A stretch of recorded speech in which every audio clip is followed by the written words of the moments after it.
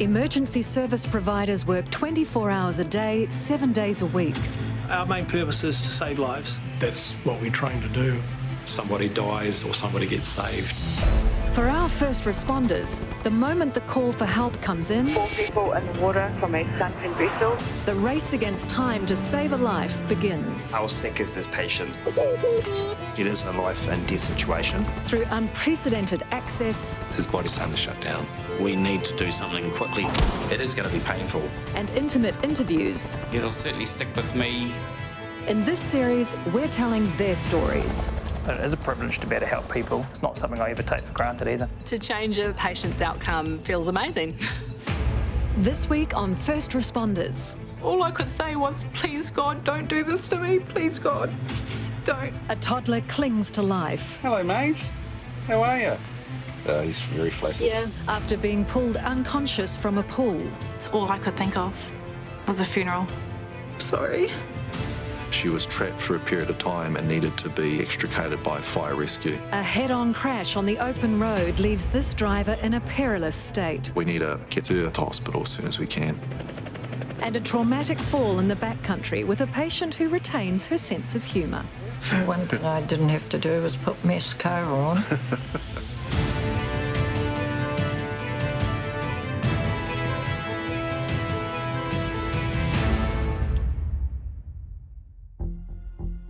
Marcel Dreesen and Rob Gemmell are the intensive care paramedics on duty when the Auckland Rescue Helicopter Trust are tasked with transporting a 2-year-old in a critical condition. We got called to this job in Waihēkei, a drowning from a pool, and the patient was status 1. So we'll go north up the coast and around the zone. So Rob and I prepared for the worst in terms of, well, it was a child. An ambulance is already at the family's home and they're going to drive the little boy and his mother to the helipad. Marcel, Westpac 2. I don't know if you could hear us. We've landed camp for start, please. Awesome, thanks. They should be with us shortly. They're on the way. And you can just envisage it. Worst of your fears, you find your child face down in the pool, just floating and unresponsive. All I could hear was, he's in the pool, he's dead. And that's when I just bolted. He was face down. Jumped in, picked him up, straight on the ground, CPR. It's all I could think of was a funeral. Sorry. That's all I could think of. And my life without him. But yeah, all I could say was, please God, don't do this to me. Please God, don't. And that guilt as a parent, like, I let this happen. Like, it was so hard. And then, it was just more like the motherly instincts just took over me, and I'm like, no. I just put him on the ground again, CPR again, and that's when he sort of just come back. Plucking him out right then was just amazing that, with a little bit of CPR and stimulus and to get him breathing and then keeping him warm and secure and looking after him. And it was just amazing, the fortuity of that. It was with great relief that we opened the ambulance and saw this little fella, even though he was still pretty crook, talking and awake and breathing. Yeah, he decelerates really fast to 90%, 89% the moment we take him off this and we put him on the mask. Okay. He wakes up, he responds to what we do. Other than that, he's stable. The ambulance had done a great job drying him off, warming him up, getting oxygen on. He's hypoxic off O2. Yep. And he's quite hypothermic as well. Rob talks a bit about the patient was hypoxic off the oxygen, and that means that as a result of his being in the pool and drowning, he may have got a bit of water into his lungs. He's obviously swallowed a lot. If their stomachs get too big, and little children in particular, with fluid in this case, then it impairs their ability to breathe properly. Their diaphragm's pushed up against their lungs. And it doesn't take too much to stop their lungs from working effectively. So if you've got a lot of fluid in your tummy, it impacts on the lungs. And that was what was happening with Valentine, it seemed. He was with my nan and I was with the baby, and she's just sort of not realised. My son's just found him in the pool, face down. How long do you think you were on 20 seconds. Yeah, not too long. And And 20 and 30. It wasn't long at all. Bit of water come out, or? As soon as I got out of the pool, I did it. Yeah. He was not responding. I ran outside, slipped on the floor with him. Oh, no. Carried on to the front yard, just put him down and tried again, and that's when he sort of... Great, awesome, well done. Okay. And having vomited was good. It sort of emptied his stomach, but you need to make sure that the airways kept clear and he doesn't suck any of that vomit into his lungs. You know, he may have a little bit of water in his lungs as it is. It impairs the ability of that gas exchange, the oxygen we breathe in, and the CO2 that we breathe off, you know. So that's why his oxygen levels were dropping, because he wasn't breathing as well and he had water in his system. Hopefully not too much in his lungs. That is a concern. While he had no immediate life threats, we're still quite concerned. We downgraded him from a status 1 to a status 2. He can still tip over and go, you know, bad again if we don't monitor him well, look after him well, keep his airway clear, keep his oxygen supplemented and going, and keep him warm. In Valentine's case, his temperature was really low. I think it was even below 35. We sit at sort of 37 optimally. He was in the pool for a while and he was only a slight little fella, and so they can cool off super fast. So if their core temperature drops into the early 30s, that'll reduce their activity because, you know, they're hypothermic and everything just slows down and gets cold. Hello, mates. How are you? He's very flaccid. Yeah. Bit dusky, eh? Responds to Fat Boy. That's his nickname, yeah. Is your nickname Fat Boy? Yeah, Fat Boy. I know. Yeah, Fat Boy. That's just been his name since he was little. Yeah, he was a big baby. It's just really long. Oh, that's good. We like crying babies. That's good, Fat Boy. So I don't think we You okay, honey? Mummy's here. Yeah. Cool. He's still reasonably unwell, and Rob and I made the decision then that Starship would be better to go to. They have a paediatric intensive care, so if he deteriorated to the point that he needed to go into life support, they have a slightly more intensive care ability to you know, look after him. Thanks, we're just loading status 2 to Starship shortly. It must be pretty scary for a little fella, let alone what you've gone through physically. It's a foreign environment. There's us in our uniforms and a big helicopter and... You can feel that O2's running, eh? Yep. Good boy.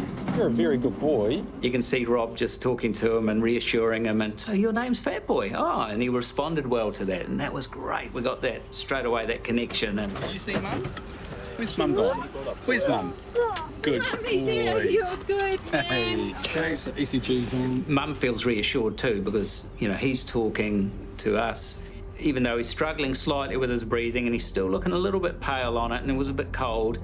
With keeping him warm, with wrapping him up well, with a bit of oxygen on, he was perking up all the time. Want to keep sort of a prod on him during the flight, just to keep him awake. Can we have... Hello, you. Aren't you a brave boy? Is your name Fat Boy? Can I have a fly in the helicopter with Mummy? Tickle, tickle. Are you happy? Are you? All the first responders, they were just really nice. I think that made it a lot. And they were really calm as well, which sort of calmed me down, because, yeah, just reassuring me that he's fine, he's going to pull through, so. Starship, this is Birthday Rescue 2, how copy? Coming to you from Waihēkei with a 2.5-year-old male found inside a large outdoor pool, floppy, unresponsive, the CPR performed. Currently, GCS of 15, well, roused to stimulus, alert when he is roused. He becomes profoundly hypoxic off oxygen. He has got a temperature just under 35. We're keeping him warm. Heart rate of 140. Stats on oxygen 100%. Status 2. We'll see you in recess 3. CED out. Recess 3, thank you. And by the time we got to Starship, we were so much happier of his condition. And toddlers, they're off, they're exploring. That's what they do. And it's, things happen, unfortunately, you know. That's the way. He was a lovely little boy, and it was so satisfying for us to know that, you know, he was going to be okay. Doing great, Valentine. Accidents happen, you know. I mean, that's what we're there for, to help with. So it was such a cool thing to be able to do, and we were so grateful that he was going to do well and be okay. Thanks. It's all good. And I think I was just lucky. We were all lucky.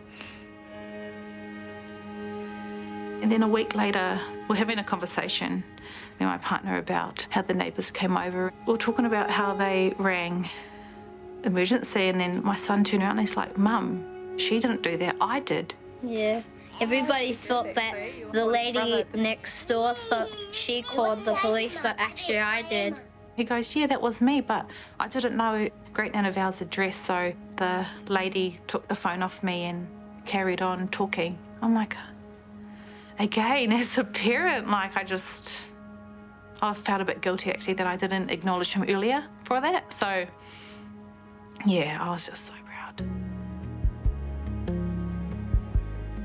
It's so made me more aware of my surroundings now. Anything can happen at any time, any moment. You just never know. All the first responders were so good. Just never think you need them, and when you do, they're there. Yep. Grateful. Totally grateful. The Dome Valley is one of the deadliest stretches of road in the North Island, and a head-on collision involving 3 cars has led to multiple injured, including at least 1 child. So the Northland Emergency Services Trust are on their way and prepared for the worst. There was a distinct paucity of information, which is not uncommon. The situation on the ground's often pretty chaotic. All we know is Dome Valley. We as pilots don't really want to know too much. We just want to know where. We must get everyone in there safely and everyone safely home.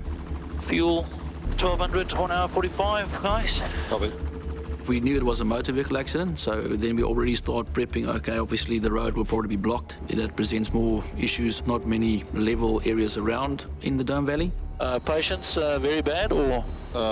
Probably go to Auckland. In fact, most likely go to Auckland. Just 1 patient for us. Okay, thanks. So far, it's unclear just how many people have been hurt. But at this stage, the Nest crew are aware that they're joining police and fire at the scene, and time is critical. Any motor vehicle accident on the main highway, in most cases it's going to involve high speeds, which means the greater potential for serious injuries. Obviously, the most critically injured will go with us in the helicopter. Crew on scene, spot for heli to land at corner of Waihēkei Valley Road and State Highway 1. Heard it. Every situation's different. Ideally, we'd like to land right where the patient is. That's not always possible. Element 4 just advising out, you're born out of Kensington Base. Destination will be vicinity Wellspit. Oh yeah, the traffic's pretty bad around there now. Line of traffic means that landing on the road isn't a good option. It also means that any other ambulances that are trying to get there might have a bit of trouble. Can you contact somebody on fire? They need to stop all traffic coming south. We can't get through. There's major roadworks and there's traffic on both sides and we have problems getting through. Oh. The fire rescue guys on scene determined that the best place for us to land was a kilometre or 2 north of the scene in a paddock. So they're now calling the paediatric a status 2, 5 times status 3, 1 times status 2. So we're just coming over Tihana now. Do you also give for landing, guys? Also go. Okay, and standing by for landing brief. Yeah, you can see traffic building up there at 12 o'clock. That's probably about 2, it's probably right for 2 miles. 2 minutes out, you can start to get a picture of where you're going. And then we saw it was actually an open area. You can see the fire brigade. The first things we'll do are just an aerial survey and look at the main obstructions or obstacles that will present. We'll fire it in and keep it nice and close to where the fire guys are. I've got the wires that are on the road, and we've got the set that's running into the house, so we'll just keep nice and high and clear of those. Sounds good. Happy with that. Okay, drifting forward. Tail's clear of my side. All right, everyone happy about there? Yep, happy, mate. Coming down. We're in communication with everyone, fire rescue, ground ambulance, so we liaise with them and determine a plan. Is it south? Yeah, just south. Yep. Cool. Fire people, they've managed to get a gate open onto the side road. Fortunately, the ambulance crew knew where we were landing and they've started heading towards us. In the ambulance is the seriously injured driver of one of the cars and her young passenger, both needing treatment. In this case, I was taking the lead. Because there was 2 patients, I took the more serious one. Hey, everybody. Okay, so head on, encased by legs, big gouge out of here. Going back to the top, GCS was 11 initially. Pain through the chest. I can't get a full total volume because she moans, it's quite sore. Yeah.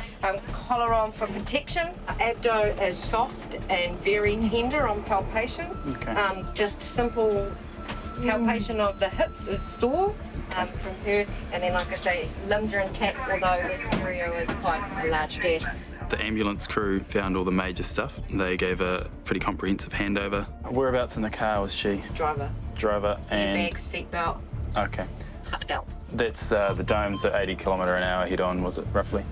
She's been encased by her door, and these were from the dash, yeah. All the important information, and they've written on the patient's arm.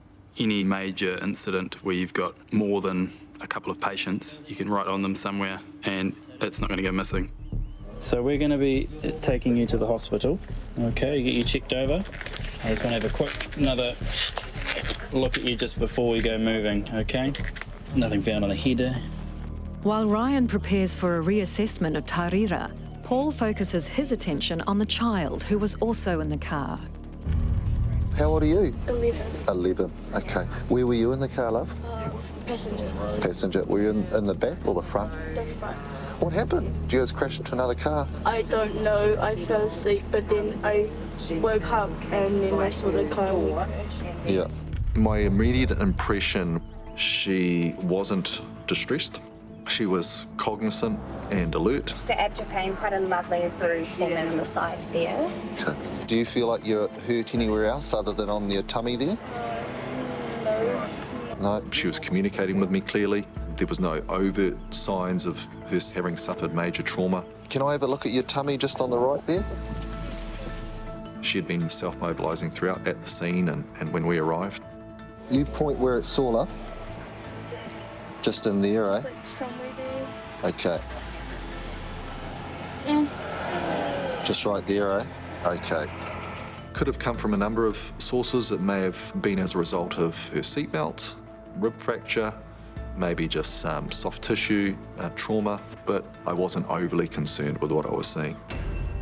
While the first responders are confident that the passenger is stable, there's still serious concerns for Tarira, who was cut out of the wreckage and may have unseen injuries. There was significant vehicle damage. There was compartment intrusion. She was trapped for a period of time and needed to be extricated by fire rescue. We need to get her to hospital as soon as we can. Whereabouts in the car was she? Driver. Driver. In Dome Valley, north of Auckland, Tarira was one of the drivers involved in a head-on multi-vehicle crash on State Highway 1. She needed to be cut free from her car, and the Nest team need to make a full assessment before they can transfer her to their chopper. Squeeze my hand, squeeze my hand. Wake up, wake up. That's it.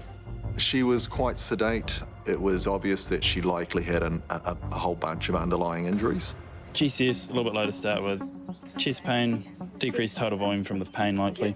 Soft and tender hips, and the gouges down there. Okay.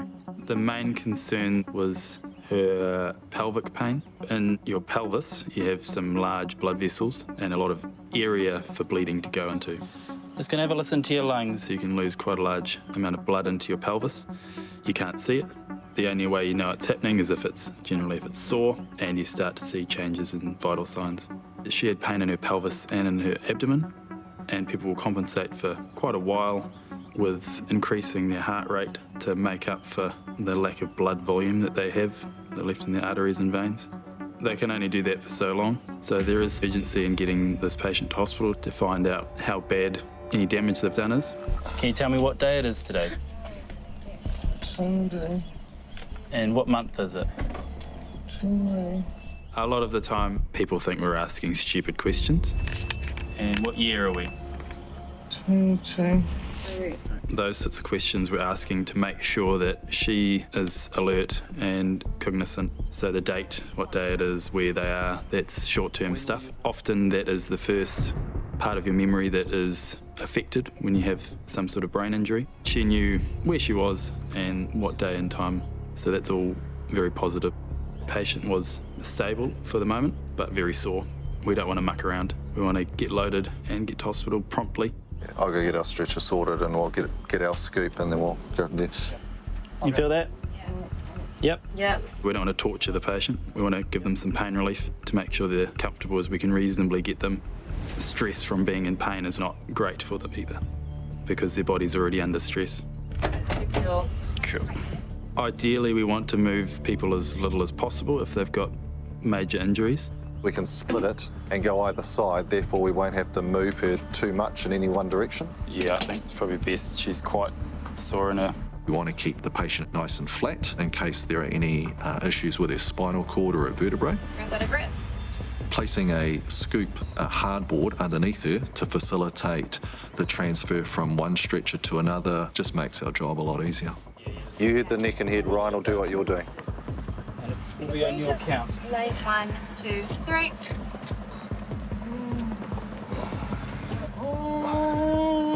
You're all right. You're okay. Yeah. When we move patients, oftentimes we're going to make them more uncomfortable. And then... Have you got more of that pain relief? Yeah, pain relief. That makes the biggest difference to patients and their experience of their bad day. I put a bit of emphasis on pain relief and making sure that patients get enough of it, if depending on how unstable they are. Giving you some pain relief now, okay? She was reasonably stable, so we tried to give her enough pain relief to help make sure that she's as comfortable as we can reasonably get her. Alright, she's just a bit sore. Now that Tārira is stable enough for transport, the next logistical issue is preparing her 11-year-old passenger for the trip. So once we load into the helicopter, do you think you could walk over with us? We'll pop you in a seat. Yep. Is this scary on the helicopter? No, it's not scary. Okay. So we're just going to walk you over and pop you in the seat, okay? You just sit tight there, love. Okay. Looks good. Keeping you nice and still for us, all right? My count, we're going to lift, okay? 1, 2, 3. Sweet as. In this case, it was a pretty bumpy paddock to get into, so probably the most comfortable way was to carry her to the helicopter. Cool. Right, we're gonna turn her around and put her on her feet first.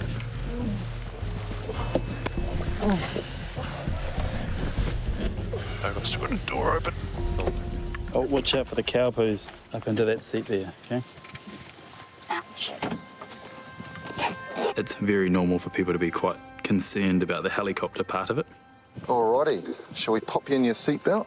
It's obviously very stressful to be in a car crash and to see someone that you love injured, have to go in an ambulance and then have to go into a helicopter. Yeah. But she was very brave. Paul's actually quite good with children, despite his hard external shell. We're going to put a headset on you. He is quite the softie for kids. All right, how you going there? You okay? All right. Can you open your eyes for me? Open your eyes. Okay. We try and check in on the patient, making sure they're comfortable, and do a bit of planning about what we can do if anything goes wrong. You guys all secure in the back there? All together. You're good to go. And lifting. She was reasonably stable where she was, but we're just keeping an eye on things. Okay, talk's good there at about 70%. Slightly higher, and nose left, tail right. Okay. Got the slope on the right hand side. Paul? Yep. Could you give that to her on Danzatron? She's had. It's not unusual for the patients to suffer motion sickness. We like to take preemptive measures in that respect. When we give patients certain medication, particularly analgesia medication, anti-pain medication, a side effect of some of those medications is nausea. We don't want nausea and vomiting in the aircraft, particularly if a patient's supine on their back and strapped in. If they were to vomit, they could aspirate some of that into their lungs. It's not ideal. So we administer medications to alleviate that nausea and make them as comfortable as possible. Auckland ED, Handover 4, how do you read? Loud and clear, over. Have a 30-30-year-old female from Dome Valley, head on RTC, approximately 80 kilometres an hour. We have chest, abdo and pelvic injuries, GCS of 13,346. Other numbers are acceptable, status 2, and be with you in about 10 minutes. you and Reese, I'll see you out. Copy research and comp, give me over R42 Starship also. Starship CD receiving, over. Starship, this is Helimed 4. We have a status for paediatric patient accompanying an adult patient from an RTC. Can we just have a wheelchair to the roof, please? Helimed, I'll phone them to make sure they get a wheelchair fit. Awesome, thank you. The transport to hospital was pretty straightforward. It was a relatively short flight. She was stable throughout. There was no change in her clinical presentation, as was the case with the child. Okay, descending. You guys all secure in the back for a landing there? Let's go. Beauty, thanks, mate. Okay, mate, so gears down, 3 greens, brakes is good, and landing on the forward pad. Cleared all, guys? Yep, cleared all. All right. Once we arrived at the hospital, it was a pretty straightforward process, conveying the patient on our flight stretcher directly to the emergency department. We made it. Can you open your eyes? How are you feeling? You okay? Okay, we're at Auckland Hospital now. There's nothing more satisfying than drop the patient off at the hospital and hand over to the doctors and see that the patient actually made it back safely. All right, you want to pop yourself in here, love? Okay, there we go. The young passenger spent the day in hospital being assessed by doctors and was released later that evening once she received the all clear. Happy? Tarira spent a month in hospital recovering from her injuries, which included broken ribs on each side and a significant brain trauma which she's still receiving treatment for. The GCH aviation crew in Nelson are used to being called out to the mountainous lakes in their area. Today, they've been dispatched by the Rescue Coordination Centre to an activation of a personal locator beacon. A PLB then set off somewhere at the John Tait hut. That's really kind of all we ever know about those. We were just discussing if anybody's been there. We think we have and believe it's landable. Yeah. Landable. With a lot of these, especially coming in from RCC with PLBs, we tend to just harness up in case we need to winch. And it makes it a bit easier sometimes that way, just be prepared and ready to go. Weather's pretty good, yeah, should be meant for flying, actually. All we know at the time is we've got an activation of a personal locator beacon, and we know it belongs to an elderly couple. Personal locator beacons, they will put us pretty close to where you might be injured or laying. Definitely worth their weight in gold. Given they're heading into New Zealand's notoriously fickle alpine environment, the crew are prepared for anything. It'll be a beautiful sunny day, nice and easy temperature, and then the wind will kick up and the clouds will rush in and they'll sit right on top of that, and it will be raining or snowing or icy within, a matter of an hour or something, so it can be pretty changeable. So it's pretty involved as far as tramping opportunities, which is great, but it's also pretty easy to get lost or to underestimate the conditions or your abilities. Comms Air 1 Nelson. Air 1 Nelson, lifted outbound 3 POB, 22 minute ETA to John Tait hut for the POB. Is this a couple we're going to? Yeah, an elderly couple. Did I hear 78 as an age? Yep. So we're not sure who we're going to see or what, we just know there's a beacon at the hut. That's all we've got is the details of the registered owner, so. There's no comms back there. There's no cell back there. In this situation, when you don't know exactly what you're going to get when you get there. So we always have a mindset of we never know what we're walking into. Just having that mindset of being adaptable. A bit of sloping ground there, I think. Yep. I'll have to make an approach into a bit of a turn around. Fair enough. All right, clear door. Clear door. The rock just at your left skid here, slide right 1. Coming right. Clear down. Okay, coming down. All right. Thanks, Jeff. All good. Hello. Hey, I'm Gary. My wife's here before. Oh, yes, you did. And she had 2 sore knees. Yeah. She can hardly walk. Right. And you can see the black eyes. My name is Steve. So this happened yesterday. Okay. And I can't walk properly because I hit a rock with my face and landed on my knee. Rightio. Well, we'll pop you back to the hospital, I think, get you looked at. She's sitting upright, and already I'm feeling comfortable that she's conscious and she's relatively alert. So, is there any pain in your face or anything? My neck, Your neck is a bit sore? Yeah. Can I just touch the back of your neck? I can see that she's got some pretty significant bruising on her face. The injuries could be quite severe. She could have a pretty severe brain injury or fractures around the eye sockets and stuff, but she's not in a life-threatening situation. So we can slow things down, just have a bit of a chat. So no chest pain, no breathing problems. Yeah, is your vision okay? Has it been blurry? I did have some surgery. And did you get knocked out? Righto. I was just walking along, I had 2 poles, and next thing I knew, I don't know, I was flat on my face on a rock. I never saw any of this. Diane was just a few steps behind me, so I just heard the bang. And I sat down, plugged my nose up because it just bleed, you know. Stuffed it with toilet paper. So we're sitting there for probably 3/4 an hour before we even started moving, just to settle things down a bit. 4 hours to do an hour's walk. Thought she might have been better the next day after having a good night's rest, but... I did wake up in the night and I remember I started to cry. I think I was suffering from shock. We thought we'd just wait and see if I'd come right, and then this lady came in and she said, "You've had a head injury. You should have set the alarm off." "Set it off now," she told Gary. No, I don't think I could walk out. No, that's fine. You don't need to walk out now. We'll take you out. Because you're relatively okay, we're going to pop you up to the hospital. They need to x-ray and see, make sure you haven't got any fractures in and around your nose. We'll put headset on just for the noise. We'll get you inside the heli. We'll plug you in. Okay, we've got a set of headsets for you as well. I was in quite a bit of pain, but you don't like to go, "Oh, woe is me," all the time, do you? One thing I didn't have to do was put mascara on. I'm a pretty tough old girl. Yeah, good on you. You're up here in the bush. That's great. Very stoic lady. I offered her pain relief and stuff, and she was happy to just relax, and we'd pop her up to the hospital. A very fit lady who does a lot of tramping. Pretty amazing people to be in the backcountry like that.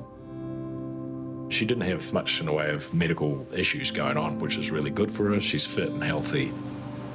Yeah, he's in good hands. It wasn't an easy decision to activate the... No, bloody good. Just do it. I think, how are we going to get out?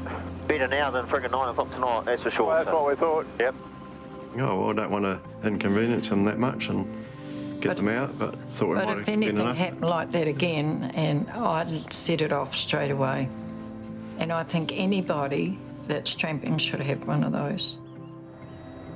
Yeah, most people are very apologetic usually. Sorry to bother you kind of thing. It's like, well, that's what we do, and that's why you have a beacon. And you're way out here in the middle of nowhere. It's not a problem.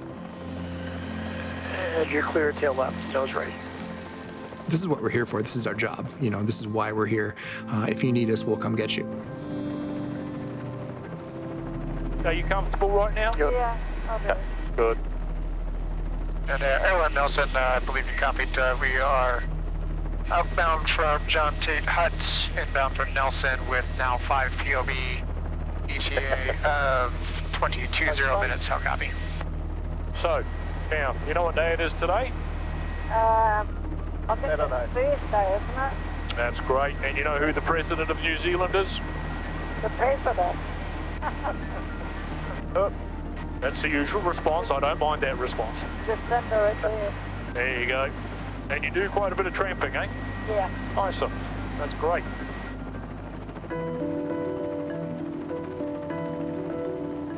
Well, he loved this flight out. She was sort of looking out, watching the scenery and stuff as well. They were both very relaxed. Yeah, just apologetic about the fact that we'd been called. Take her out on the stretcher, being as our knees are a bit sore. Yeah, makes sense. And I think you get him and the packs out first, and then we'll pop out. All right, he's going to be a bit vibrating when we land here. In just a minute or so, you'll be all right. It just vibrates a little bit as we're coming in. We're just coming into the hospital. I was just never thinking it would be me floating over the top.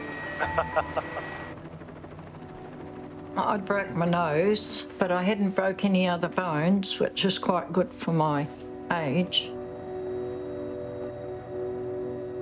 I had a scan done on my head to make sure there wasn't any...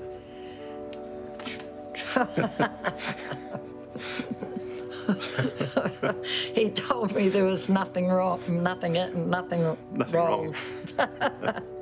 And he says, oh, there's nothing in there, that's why there's nothing wrong.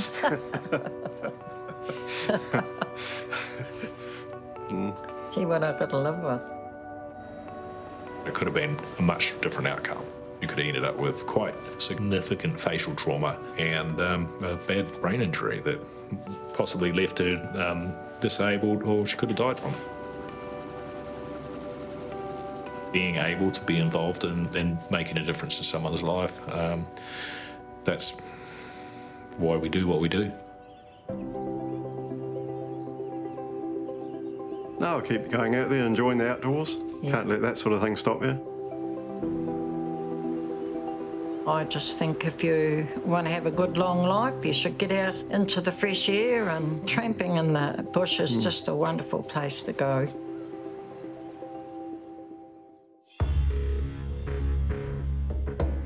As a member of Coast Guard's Auckland unit, Jeff McLeod's used to rescuing all kinds of boats in trouble.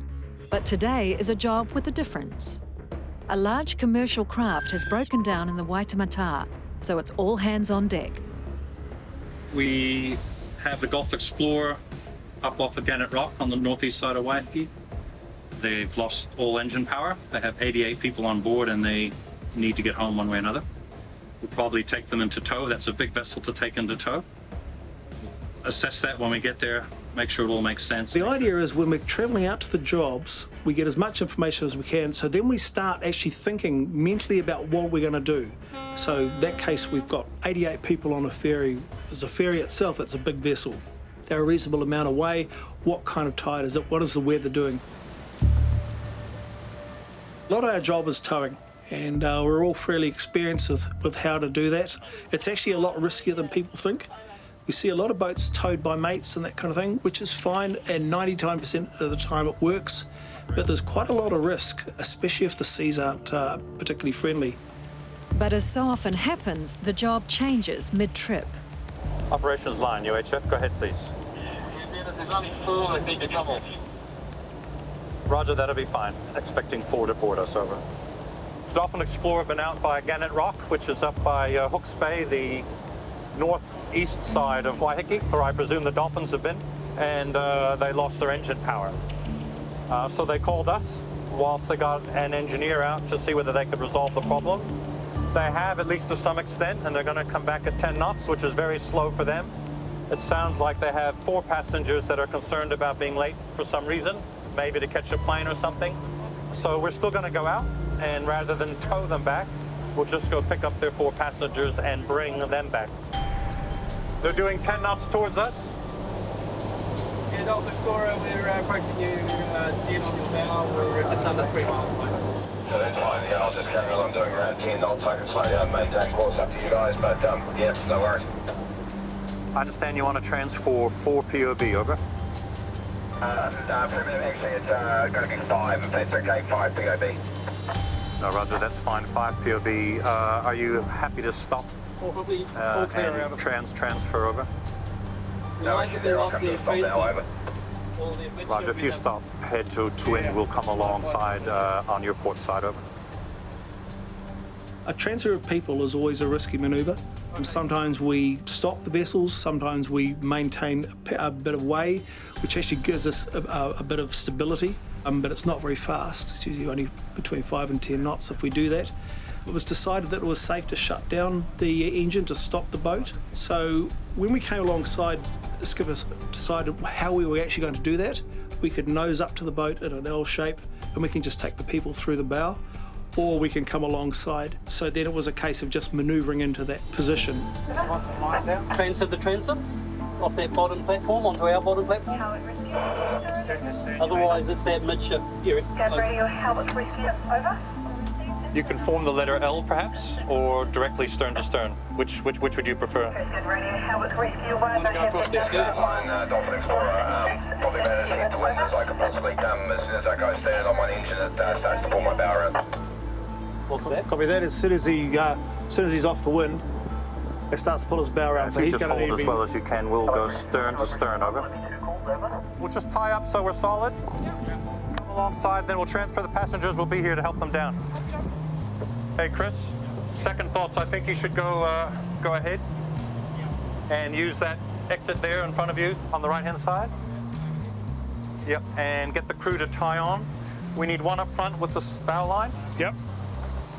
I'll get my ears on here. Right, here we go. Okay, so if you get that tied on. Just going up the front. Wait till Chris is ready. What we found, though, we had some communication issues on board. We wear headsets online because of the distance of the boat, the size of the boat, so we're not shouting and it's good, simple communication. Okay, Chris. Can't hear you, Chris. You need another headset, Chris? Yeah, give me another headset. Take the light off. Right, you manage that with Chris. Radio check, can you hear me? All right, Chris, you tell the crew what you want. No, I want to get comms sorted before we go in. I've got no comms on. I will not be heard. We need to get comms sorted. I can hear you loud and clear. I'll fix the box. As soon as we've got a situation like that, we back away. It's a case of we're not happy, not comfortable. We don't want to put anyone at risk here, and we don't want to create any danger. So we backed right away.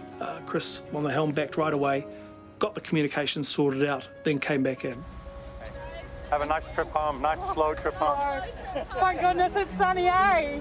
We'll have the fish and chips ready for you. Oh, cheers. Thank you very much, guys. Have a safe trip.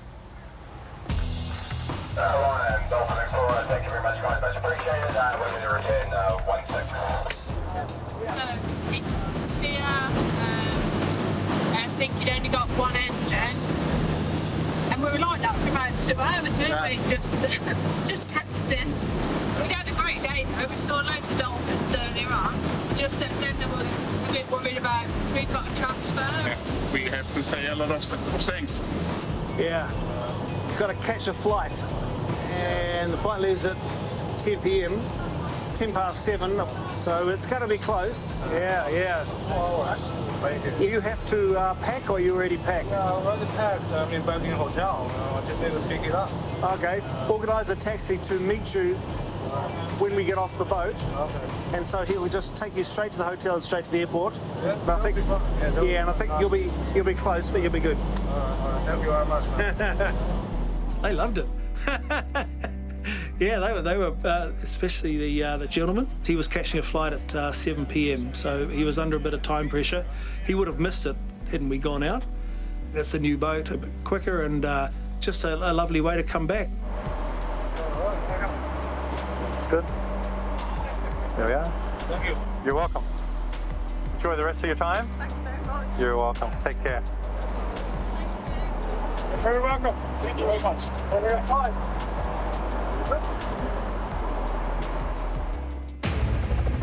Next time on First Responders. It's definitely time critical. Northland medics rush to a cardiac patient in an extremely serious condition. He looks pretty compromised and I can't feel a radial pulse. The pilots were concerned about the weather. Low cloud and thunderstorms were coming in. A woman's crashed off her bike, but a rescue mission could be compromised. We have an issue of the weather coming in. Yep. So we've probably got 15 minutes before we have to be gone. How you doing, fella? And a family trip to the beach goes horribly wrong. North Shore, mate. Yeah, this 10-year-old boy has a deep laceration to his forehead.